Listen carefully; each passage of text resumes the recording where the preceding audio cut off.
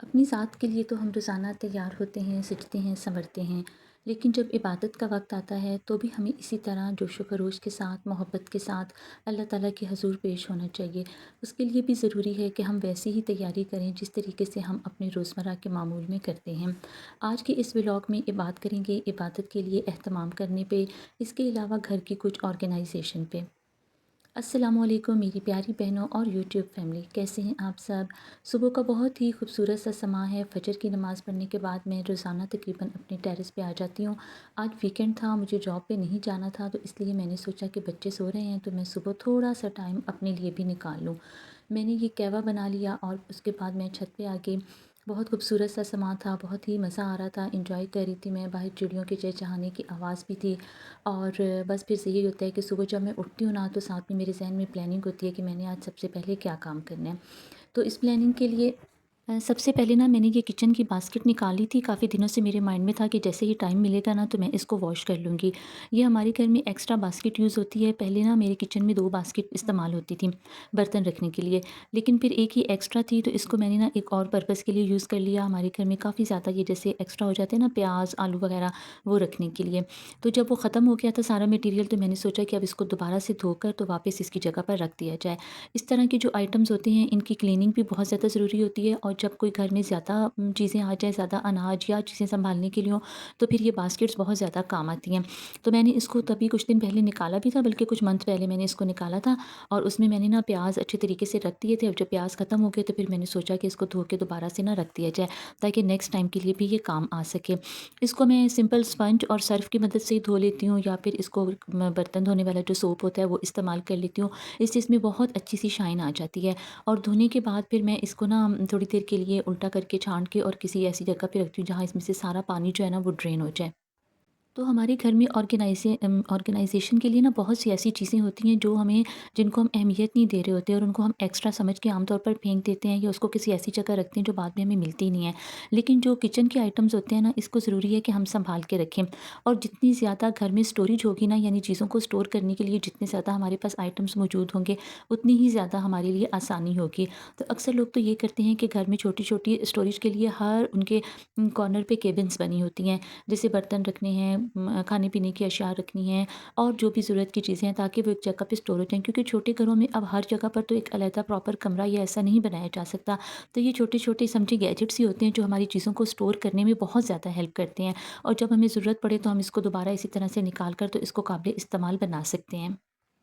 اصل بات ہوتی ہے چیزوں کو اہمیت دینے کی۔ تو جو سمجھدار خواتین ہوتی ہیں یا جو خاتون خانہ ہوتی ہے ان کو پتہ ہوتا ہے کہ ہر چیز کی کیا اہمیت ہے اور اس کو ہم کس موقع پر کس طریقے سے استعمال کر سکتے ہیں۔ اسی طریقے سے گھر میں جو برتن ڈبے وغیرہ آتے ہیں، اکثر ہمارے پاس دالیں وغیرہ رکھنے کے لیے ڈبے پراپر موجود نہیں ہوتے، تو گھر میں جو بھی ڈبے وغیرہ آئیں ہمیں چاہیے کہ ہم ان کو سنبھال کے رکھ لیں تاکہ دالیں اسٹور کرنی ہوں یا کوئی بھی ہمارے ایسے فوڈ آئٹمز ہیں ہم اس میں ان کو اسٹور کر کے رکھ سکیں۔ تو ویکنڈ روٹین میں ہمیشہ کی طرح کپڑے دھونا بھی شامل ہوتا ہے، لیکن اس دفعہ میں نے بالکل تھوڑے سے کپڑے ایسے رکھے تھے جو مجھے ویکنڈ پہ دھونے کے لیے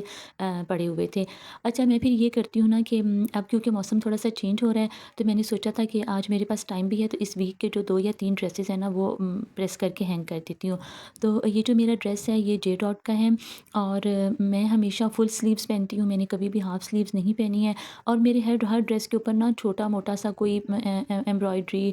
لیسز یا پھر بٹن وغیرہ کا استعمال ضرور ہوتا ہے۔ اور یہ میں نے ٹراؤزر کے اوپر نا یہ لیس لگوا لی تھی، تو اس سے یہ ہوتا ہے کہ اگر بالکل آپ کا پلین سمپل سا سوٹ ہے تو اس میں تھوڑی سی گریس آ جاتی ہے۔ اور یہ ویسے سوٹ اسی سیزن کا ہے، یہ زیادہ گرمی میں نہیں پہنا جا سکتا کیونکہ اس کے نیچے نا سلپ کا پہننا ضروری ہوتا ہے، اور اس کا جو دوپٹہ ہے مجھے وہ بہت ہی زیادہ پسند ہے کیونکہ اس کے اوپر نا یہ باریک سی ایسے نا کناری سی بنی ہوئی ہے، اسی وجہ سے میں نے اس دوپٹے پہ نا لیس نہیں لگوائی تھی، کیونکہ آلریڈی یہ ایک گریس دے رہا تھا، تو یہ مجھے اس لیے نا بہت ہی زیادہ پیارا لگا۔ تو میں نے اس دوپٹے کو ایز اٹ از ہی رکھا ہے، جسٹ اس کے نا جو سائڈ تھے نا پلو اس کے اوپر سمپل پیکو کروا لی ہے، اور باقی جو اس کا فرنٹ تھا نا اس کے اوپر یہ جو ایک کناری سی ہے وہ ایسے ہی نظر آ رہی ہے جو بہت ہی خوبصورت لگتی ہے۔ یہ میرا دوسرا ڈریس ہے، میں نے یہ سیفائر سے لیا تھا اور یہ بھی مجھے بہت زیادہ پیارا لگتا ہے، اس کو میں نے ابھی تک پہنا کوئی نہیں ہے، صرف اس کو ایک بار بچوں کے رزلٹ ڈے پہ ہی پہنا تھا۔ تو اس پہ ہلکی ایمبرائڈری ہے لیکن نا یہ بہت ہی گریسفل ہے، اس کی بھی آپ دیکھیں فل سلیوز ہیں، یہ میں نے ٹیلر سے اسٹچ کروایا تھا۔ اور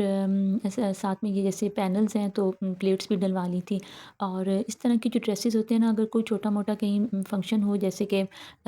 بچوں کا رزلٹ آ گیا یا اسکول میں کوئی چھوٹا سا ایونٹ آ گیا، تو اس پہ پھر میں نا ایسے ڈریسز پہن لیتی ہوں۔ اور اس کا جو ٹراؤزر ہے وہ یہ پرنٹ میں تھا، تو اس لیے مجھے یہ زیادہ اچھا لگا، کیونکہ ایسے جو ہوتے ہیں نا ڈریسز، ان کی ایک اپنی گریس ہوتی ہے۔ پھر اس کے ساتھ یہ سلک کا دوپٹہ ہے، یہ دوپٹہ ویسے ہی اتنا ڈیلیکیٹ اور سافٹ تھا، لیکن جیسے میں نے اپنے شرٹ کے اوپر پائپنگ کروائی تھی، اسی طریقے سے میں نے یہ سلک کی نا دوپٹے کے اوپر بھی چاروں سائڈوں پہ کروا لی ہے۔ تو یہ بہت ایک زبردست سا سوٹ ریڈی ہو گیا ہے، تاکہ کہیں بھی جانا ہونا تو وہ پھر آپ کا سوٹ ریڈی ٹو ویئر ہو۔ اور یہ میرا ایک اور ڈریس ہے، یہ اتنا زیادہ نیو نہیں ہے، پہلے بھی میں نے اس کو یوز کیا ہوا ہے، لیکن اس کو میں نے نا گرمیوں میں نہیں پہنا تھا، کیونکہ اس پہ سیکوینس کا کام ہے اور اس کے نیچے بھی نا سلپ پہننی پڑتی ہے۔ اور اس کا مجھے نا یہ اس لیے یہ تھا کہ چلیں جب تھوڑا موسم چینج ہوگا اس وقت نا، اور ویسے اس طرح کی جو بالکل پلین ڈریسز ہوتے ہیں اس میں تھوڑا سا آپ کا ویٹ بھی زیادہ لگتا ہے، تو میری یہی کوشش ہوتی ہے کہ ان ڈریسز کے نیچے نا آپ ایسے پراپر سلپ پہنے، تاکہ اس سے نا آپ کی یعنی فٹنگ وغیرہ بھی صحیح آئے۔ تو چلیں اب آ جاتے ہیں ہم اپنے ٹاپک کی طرف، جو ہے اللہ تعالیٰ کی عبادت کرنا۔ دیکھیے نماز تو ہم سب پڑھتے ہیں، اور جب بھی نماز کے حوالے سے کوئی ٹاپک میں لے کر آتی ہوں، تو اس کا مقصد بالکل یہ نہیں ہوتا کہ لوگوں کو یہ دکھانا کہ ہم تو بہت نمازی ہیں، ہم 5 وقت کی نماز پڑھتے ہیں، بالکل بھی نہیں، ہرگز ہرگز نہیں۔ نماز اللہ تعالیٰ کا اور انسان کا بالکل 100% ایک ذاتی معاملہ ہے، لیکن کچھ چیزیں ایسی ہوتی ہیں نا کہ جو موٹیویشن پیدا کرتی ہیں۔ بہت سے کام ہم اپنی دنیا میں زندگی میں نہیں کر رہے ہوتے، لیکن جب ہم کسی کو دیکھتے ہیں تو پھر ہمارے اندر بہت شوق پیدا ہوتا ہے۔ تو اسی طرح نماز کے معاملے میں بھی میں تھوڑا سا آپ کو یہ گائیڈ کرتی چلوں کہ جس طرح ہم خود ایک ڈیلی کے اپنے ڈریسز کے بارے میں کانشیس ہوتے ہیں، اسی طرح نماز کے بارے میں بھی ہمیں چاہیے کہ ہم اچھے خوبصورت چیزوں کا استعمال کریں۔ جیسے کہ یہ میری ایک بالکل نیو جائے نماز تھی، جو مجھے نا میری بہن نے عمرے سے واپسی پر دی تھی۔ یہ اتنی پیاری، نیٹ اور کلین تھی، لیکن میں نے اس کو ابھی تک یوز نہیں کیا تھا، کیونکہ بچوں والا گھر ہے تو پھر بچے چیزوں کو خراب کر دیتے ہیں۔ تو اس لیے میں نے نا آج یہ نکالی ہے، میں نے کہا کہ پرانی جائے نماز جو ہے ان کو دھو کے رکھ دیا جائے گا، اور یہ جو نیو جائے نماز ہے نا یہ میں استعمال کر لیتی ہوں۔ تو اسی طرح ہمیں چاہیے کہ نماز پڑھتے وقت ہم خوبصورت تسبیح، خوبصورت جائے نماز کا استعمال کریں، اور اکثر میں نے دیکھا ہے کہ خواتین دوپٹے میں ہی نماز پڑھ لیتی ہیں، لیکن میں یہ سمجھتی ہوں کہ نماز پڑھنے کے لیے ہمیں پراپر طریقے سے نا ایک وائٹ چادر کا استعمال کرنا چاہیے، اور اگر وائٹ چادر نہیں ہے تو کوئی اور ایسی جو ہم نے اسپیشل نماز کی چادر بنائی ہو۔ اب یہ دیکھیں، یہ میری ایک اور چادر ہے، یہ تقریباً گولائی میں ہے، اور اس کا فائدہ یہ ہوتا ہے کہ یہ بہت اچھی طرح سے پوری کی پوری باڈی کو کور کر لیتی ہے۔ اس سے آپ کے بال، ہاتھ، بازو، سر کے بال مکمل طور پر ڈھک جاتے ہیں۔ تو مجھے بہت زیادہ پسند ہے کہ جب بھی ہم نماز پڑھیں تو ہمارا جو ہے نا پورے کا پورا جسم تو کور ہو ہی صحیح، لیکن ہمارے ہاتھ اور بازو یہ مکمل طور پر کور ہوں، تاکہ جب ہم ہاتھ اٹھاتے ہیں تو ہمارے جو بازو ہیں وہ نظر نہ آ رہے ہوں۔ اور نماز کی خوبصورتی بھی یہی ہوتی ہے کہ ہم جو ہے جس طرح سے ایک پردہ واجب ہے، جو واجب پردے کے احکامات ہیں وہ سارے کے سارے ہم نماز کے اندر بھی ادا کریں، اور ہم اچھے طریقے سے بہت خوبصورتی کے ساتھ، اہتمام کے ساتھ اللہ تعالیٰ کی بارگاہ میں حاضر ہوں۔